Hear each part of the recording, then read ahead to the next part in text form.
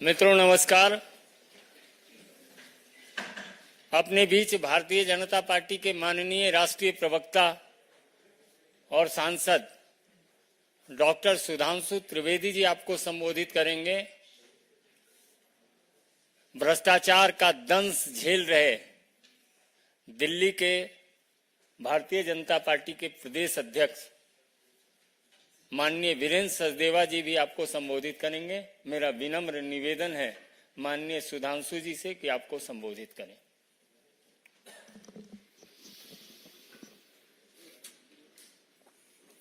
मित्रों, आज माननीय उच्च न्यायालय ने श्री केजरीवाल के संदर्भ में जो निर्णय दिया है उससे तथ्यों के कठोर धरातल पर आम आदमी पार्टी का अहंकार चकनाचूर हो गया है। स्वघोषित कट्टर ईमानदार का किरदार धारदार तथ्यों के साथ पूरी तरह तार तार हो गया है। यह सामान्य बात नहीं है। देखिए, जिस प्रकार से उन्होंने जमानत के लिए नहीं, यह बात हम ऐसे नहीं कह रहे हैं, उन्होंने तो सीधे सीधे अपनी अभिरक्षा को ही यानी अपनी हिरासत को ही चुनौती दी थी। अहंकार यह था कि मुझे छूट नहीं चाहिए, मुझे दूसरे को गलत साबित करना, इसलिए मैंने कहा कि वह अहंकार चूर चूर हो गया है। क्योंकि माननीय न्यायालय ने जो अभी मीडिया में प्राप्त सूचना उसके अनुसार यह बिंदु स्पष्ट कहा है, court clarifies that the petition is for deciding the arrest is illegal। क्योंकि उन्होंने तो सीधे यह कहा था कि अरेस्ट ही इलीगल है, यानी वो जमानत मांग ही नहीं रहे थे और इतनी बड़े अहंकार के साथ वो आगे बढ़ने का प्रयास कर रहे थे। दूसरा विषय बहुत स्पष्ट मैं आपके सामने उद्धृत करना चाहता हूं। Material collected by the ED reveals that the Kejriwal conspired was involved in formulation of excise policy। बार बार हम लोग कहते थे साक्ष्य जांच एजेंसियों ने दिए हैं और वो न्यायालय के समकक्ष हैं, न हमारे पास हैं न किसी अन्य के पास हैं, इसलिए उस पर बयानबाजी निरर्थक है। स्पष्ट रूप से कोर्ट कह रहा है कि जो साक्ष्य दिए गए उससे प्रतीत होता है कि वह नीति बनाने में बाकायदा कंस्पायर्ड द एक्साइज पॉलिसी, और फिर लिखा हुआ है was involve in the formulation of the excise policy and use the proceed of crime, यानी वो नीति निर्धारण में मुख्य कर्ता धर्ता थे और उससे प्राप्त चीज को अवांछित आपराधिक चीजों में प्रयोग किया गया। He is also allegedly involved in the personal capacity in the formulation of the policy and demanding the kickbacks, and secondly in the capacity of national convener। यानी प्रथम दृष्टया वो नीति को बनाने में मुख्य सूत्रधार थे और फिर उसके बदले में धन प्राप्त करने में अपनी दूसरी भूमिका यानी आम आदमी पार्टी के संयोजक के रूप में कर्ता धर्ता थे। उसके उपरांत माननीय न्यायालय ने एक और गंभीर ऑब्जर्वेशन दिया है। Court says doubting grant of the pardon of the approver amounts to casting aspersion on judicial process, अर्थात किसी को जमानत दी गई या नहीं इस पर टिप्पणी करना सीधे सीधे न्यायपालिका के ऊपर टिप्पणी करने के समान है। भाई अगर आप देखें तो इसी आधार के ऊपर अभी संजय सिंह जी को तो बेल मिली है। आप इस ढंग से राजनीतिक आधार के ऊपर कोर्ट के निर्णयों के ऊपर समीक्षा, आक्षेप और कटाक्ष नहीं कर सकते।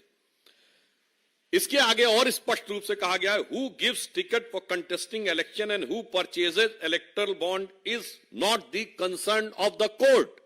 यह बहुत महत्वपूर्ण प्रेक्षण है, is a very significant observation by the high court कि किसको टिकट दिया गया, किसने इलेक्टोरल बॉन्ड लिया, इस विषय का कोर्ट की प्रोसीडिंग से कोई लेना देना नहीं है। अर्थात जो एक कानूनी विषय को वह राजनीतिक विषय बताने का प्रयास कर रहे थे, दैट वॉज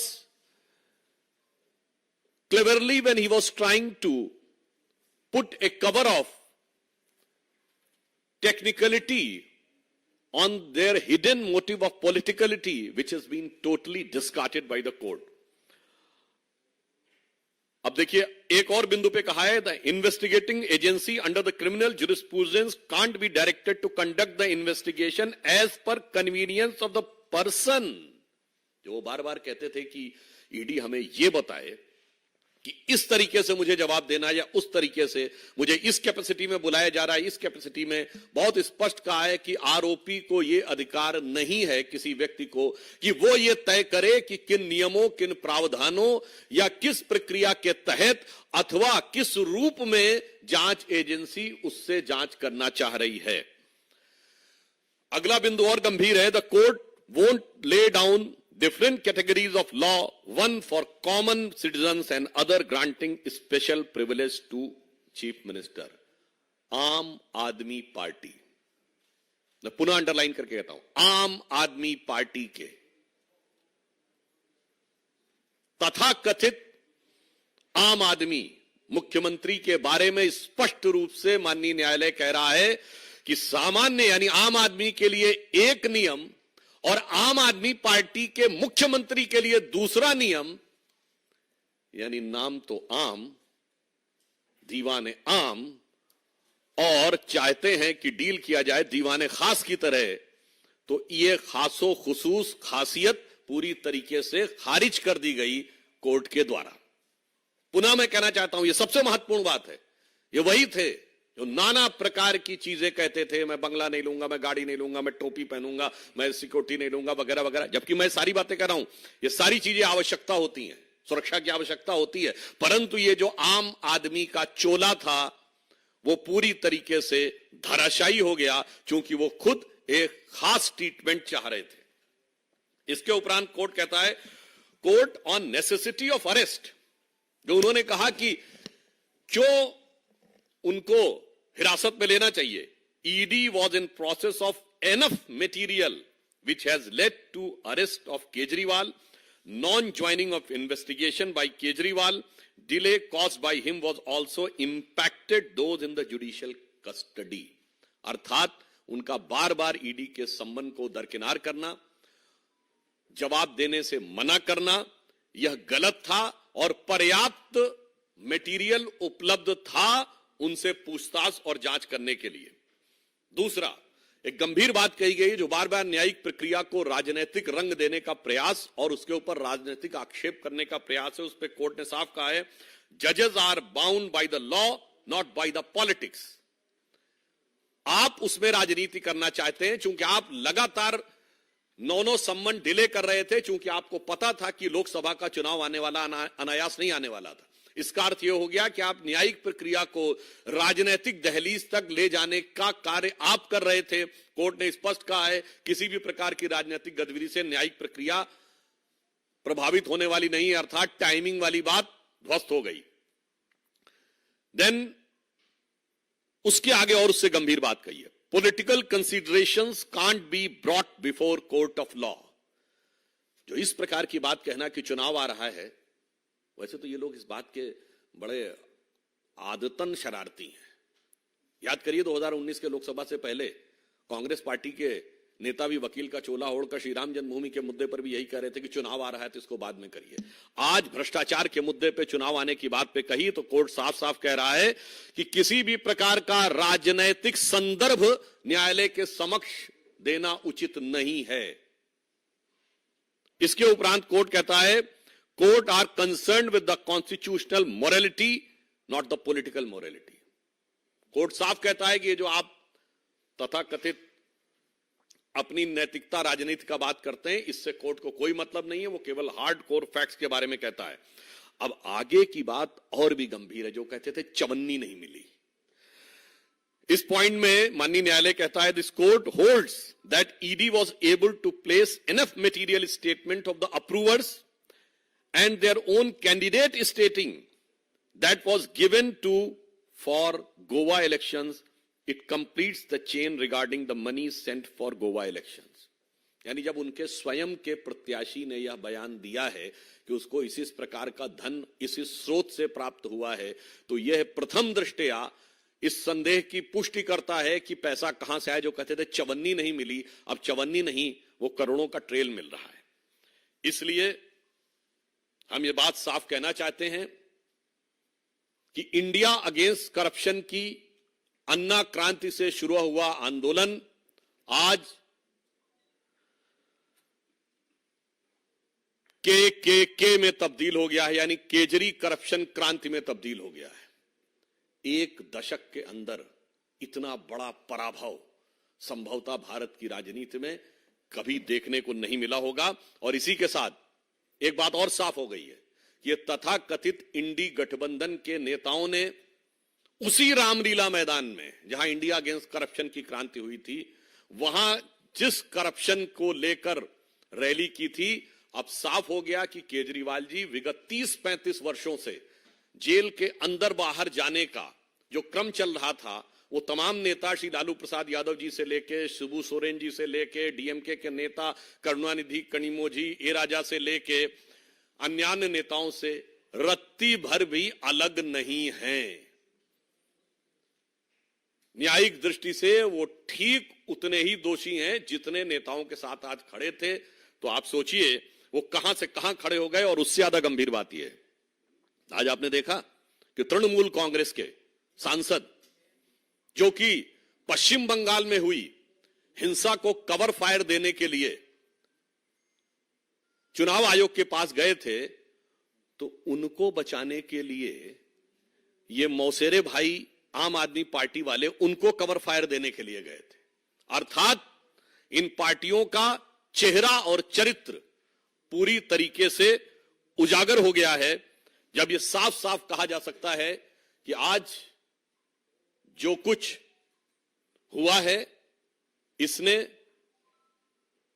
भारत की राजनीति में जन सामान्य के लिए और भारत के प्रबुद्ध नागरिकों के लिए एक प्रश्न छोड़ा है कि कई बार ये नई राजनीति के प्रयोग का छलावरण लेकर जो लोग आते हैं, उनकी अंदरूनी हकीकत क्या होती है, यह पूरी तरीके से आज साफ साफ सबके सामने आ गया है। अब स्पष्ट रूप से इस विषय को लेकर, चूंकि श्री केजरीवाल जी दिल्ली के मुख्यमंत्री हैं, तो इस संदर्भ में हमारे साथ सचदेवा जी जो दिल्ली के प्रदेश अध्यक्ष हैं, वो इस संदर्भ में अपना विचार रखेंगे। धन्यवाद भाई साहब। भूल गए केजरीवाल कि जिंदगी में जब आप चोरी करते हैं तो उससे कई गुना ज्यादा आपको उसी जिंदगी में चुकाना पड़ता है। आज दिल्ली के करोड़ों लोगों की तरफ से हर दिल्ली वाला एक ही सवाल पूछ रहा है कि केजरीवाल, तुमने दिल्ली को शर्मसार किया है।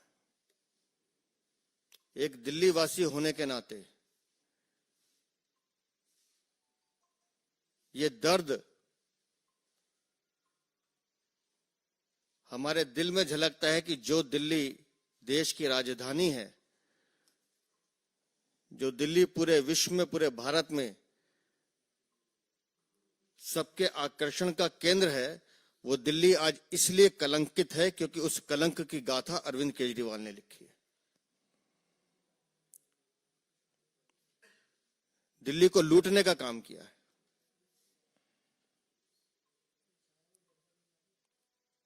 हमारे पास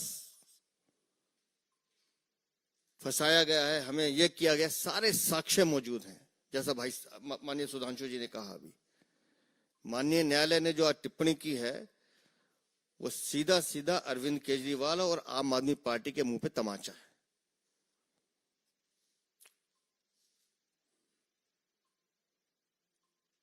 इनके कारनामों ने दिल्ली को शर्मसार किया है।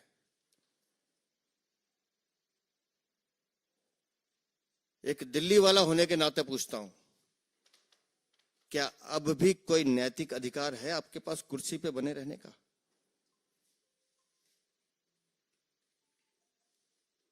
आज जिस तरह से माननीय न्यायालय ने पूरा सच आप सबके सामने रख दिया है, उसके बाद कोई नैतिक अधिकार है आपके पास कि आप कुर्सी पे बने रहें?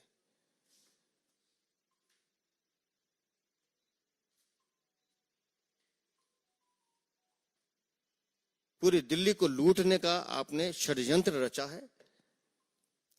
उन हजारों मां बहनों की हाय आपको लगी है अरविंद केजरीवाल, जिनके बच्चों को तुमने नशे में धकेलने का काम किया, जिनको पानी की जगह शराब की बोतल पकड़ाने का काम किया। हम मिले हैं उन माताओं बहनों से जिनके परिवार के लोग नशे में झूमकर आके उन पे हाथापाई करते थे, मारपीट करते थे। मुकदमे दर्ज हुए उन माताओं बहनों के खिलाफ भी, जो इसके खिलाफ आंदोलन कर रही थी। क्या जवाब देंगे ये लोग? बार बार चिल्लाने से, बार बार झूठ बोलने से झूठ सच नहीं बनता। ये बात आम आदमी पार्टी के सारे प्रवक्ता समझ लें।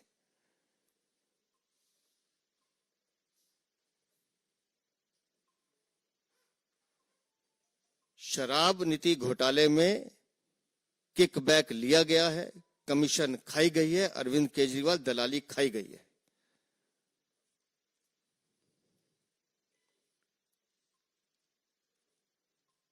हर बार माननीय न्यायालय की टिप्पणी पर जिस तरह से ये लोग बयानबाजी करते थे, आज उसका भी पटाक्षेप हो गया।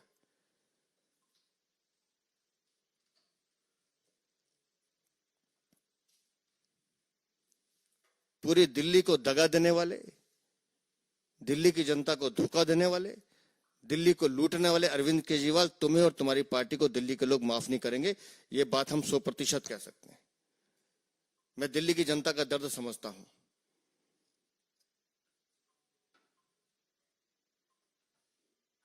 लोग जानते हैं कि लोगों को क्या दिक्कत है। कौन सोच सकता था जी कि मंदिर, मस्जिद, गुरुद्वारा, स्कूल कुछ नहीं छोड़ेंगे, आप सब जगह शराब की दुकानें खोलेंगे।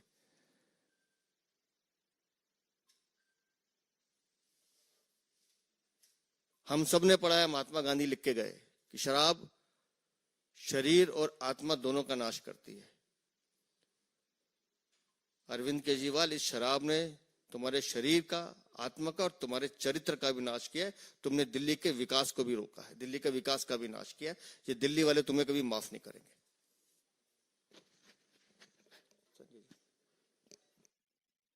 सादर आमंत्रित है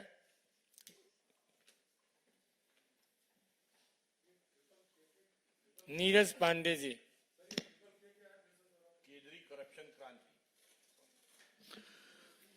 इंडिया अगेंस्ट करप्शन की अन्ना क्रांति से केजरी करप्शन क्रांति। और कोई किसी का प्रश्न?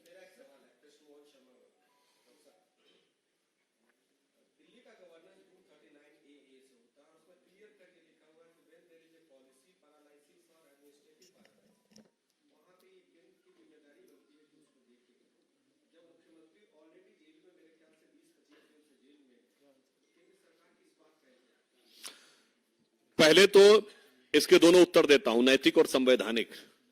मेरे विचार से सवाल आज उनसे पूछा जाना चाहिए कि हाई कोर्ट के इस निर्णय के बाद भी कोई ये कहेगा कि जब फला फला क्लॉज के तहत एलजी पूछेंगे तब हम इस्तीफा देंगे। ये वो जो कहते थे आरोप लगते इस्तीफा दो, आज कहते हैं हाई कोर्ट से निर्णय के बाद भी इस्तीफा न दो। अब संवैधानिक उत्तर देता हूं। आपको पता है कि दिल्ली की विधानसभा इस देश की एक ऐसी विधानसभा है जो सतत सत्र में रहती है, यानी साइन डाई होता ही नहीं है, जबकि वो मिलती साल में एक ही बार है बजट पास करने के लिए। क्यों? क्योंकि अगर साइन डाई कर देंगे यानी सत्रावसान कर देंगे तो उपराज्यपाल से नए सत्र को दोबारा प्रारंभ करने के लिए अनुमति लेनी पड़ेगी। तब राज्यपाल को बोलना होता। जब सत्र में चल रही है विधानसभा तो प्रथम दायित्व विधानसभा अध्यक्ष का बनता है, तदोपरांत राज्यपाल का। तो उनसे पूछिए, जैसे पार्लियामेंट सेशन में होती ना तो आप क्या कहते हैं कि भाई ऑर्डिनेंस नहीं आएगा because parliament in the session, तो the Delhi assembly is in perpetual session. तो भाई नैतिक भी सवाल आपसे है और संवैधानिक सवाल भी आपसे है। बचने की जितनी भी गुंजाइश करिए, बचने का कोई रास्ता अब दिखाई नहीं पड़ रहा है। एक मिनट भाई, तोसी मंडोला यही नहीं।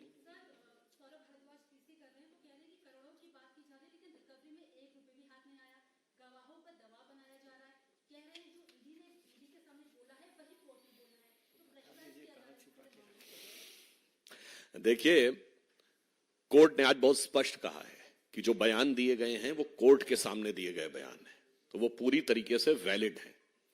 और पुनः मैं कह रहा हूं, यही सब तो बातें कहते थे। अभी जो मैंने आपको ऑब्जर्वेशन सुनाया उसमें क्या है कि उनका कहना है कि they are having enough evidence, यानी पर्याप्त साक्ष्य और मटेरियल मौजूद है इस बात पर विश्वास करने के लिए कि वो इन्वॉल्व थे। और कहां रखा है उस पे तो मैं कहना चाहूंगा यही तो पता लगाना है। क्योंकि मैं ऑन द मतलब एक दूसरे ढंग से कहूं, टीवी पर आकर यह कहा गया था ना कि केजरीवाल जी जेल में चले गए, उनका शरीर जेल में है पर आत्मा आप लोगों के साथ है। मुझे लगता है हो सकता है वो आत्मा तो उस पैसे की रक्षा तो नहीं कर रही है आसपास कहीं, जिसकी वजह से उस तक पहुंचना थोड़ा मुश्किल नजर आ रहा है। Mohit Bhatt Times Now. Sudhanshu sir, the focus of Aam Aadmi Party's reply to your PC and what has happened in court is about that how witnesses were being harassed, though court has made strong observations on that. They are again saying that witnesses were forced to change their statement just to frame Arvind Kejriwal, and they are again attacking BJP. I think with a clear-cut indication in verbatim I have read in front of you in which the court has categorically said two things. Number one, the statements were in front of the magistrate, so it was in front of the court. Number two, they were having enough evidence and they are having enough references to prove that Kejriwal ji was, you can say, pivotal in making the policy and getting the kickback.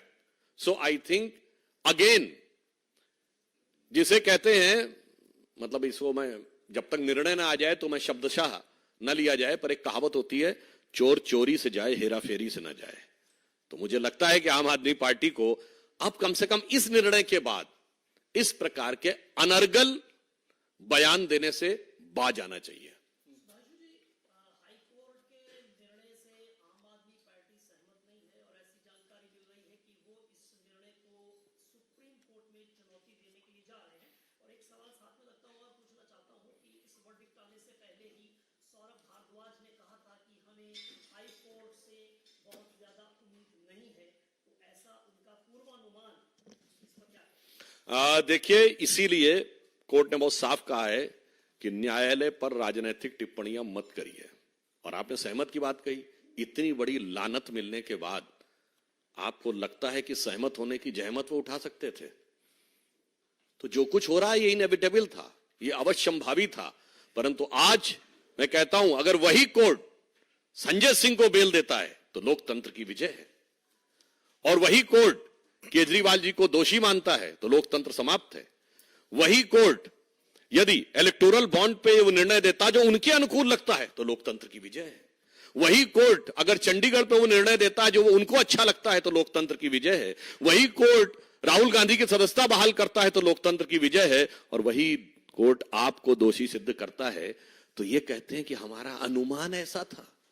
वैसे उनके अनुमानों पे क्या क्या कहा जाए, वो तो खैर अनुमान उनके 13 साल से सुनते आ रहे, परंतु मुझे लगता है ये राजनीतिक क्षेत्र में नैतिक निर्लज्जता की पराकाष्ठा है। This is nothing but the height of hypocrisy in politics if this type of statement and such a selective comment on the various judgment of the court. Himanshu Republic.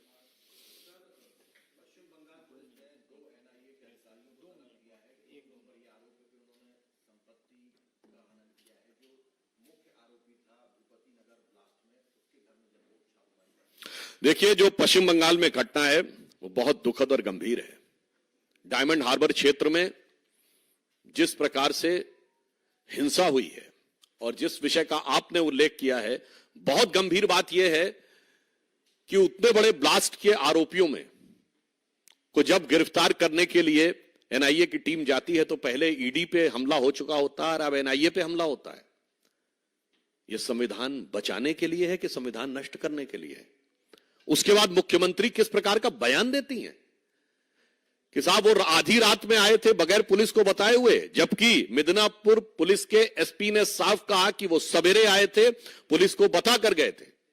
दूसरा पॉइंट वो कहती है महिलाओं के साथ दुर्व्यवहार हुआ, जबकि वहां पर वीडियो फुटेज अवेलेबल है कि उसके साथ महिला पुलिस थी। और उससे ज्यादा दुखद यह है, ये ममता जी की निर्ममता की पराकाष्ठा है कि वो कहती वो चॉकलेट बम था। जबकि उसमें जो शव के टुकड़े हैं वो कई 100 मीटर दूर तक मिले, जिसमें उनका एक कार्यकर्ता भी मारा गया है। बड़े दुख की बात यह है, अपराध और भ्रष्टाचार दोनों को संरक्षित करने में जो कुछ पश्चिम बंगाल में किया जा रहा है वो लोकतंत्र के लिए और संविधान के लिए सबसे बड़ा खतरा है। और वो सबसे बड़ा खतरा तृणमूल कांग्रेस की सरकार के अंडर में मैं कह सकता हूं कि जो परिस्थितियां हैं वो लालू प्रसाद यादव जी के शासनकाल के बिहार और समाजवादी पार्टी के शासनकाल के उत्तर प्रदेश से ज्यादा बुरी स्थितियां सुनियोजित और व्यवस्थित हिंसा के द्वारा पश्चिम बंगाल में हो रही हैं। उससे दुखद बात यह है कि जिस प्रकार से मुख्यमंत्री उनका बचाव कर रही हैं कि शाहजहां शेख का तो बचाव होता है और वहां तक तो ठीक था, अब बम धमाके वालों का भी बचाव हो रहा है। मुझे लगता है बंगाल के साथ, बंगाल की जनता के साथ, बंगाल की जनता के दर्द के साथ इससे ज्यादा दर्दनाक अन्याय नहीं हो सकता। अनामिका रत्ना अंतिम प्रश्न है, इसके बाद प्रश्न नहीं ले पाएंगे, बहुत समय हो चुका है।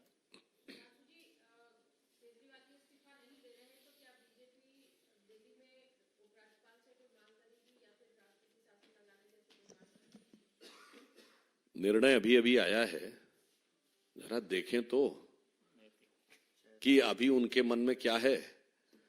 मतलब उनके दिल की हसरत में अभी अपनी कितनी और फजीहत कराना लिखा है, जरा इसका नजारा कर लें, उसके बाद आगे का निर्णय लिया जाएगा।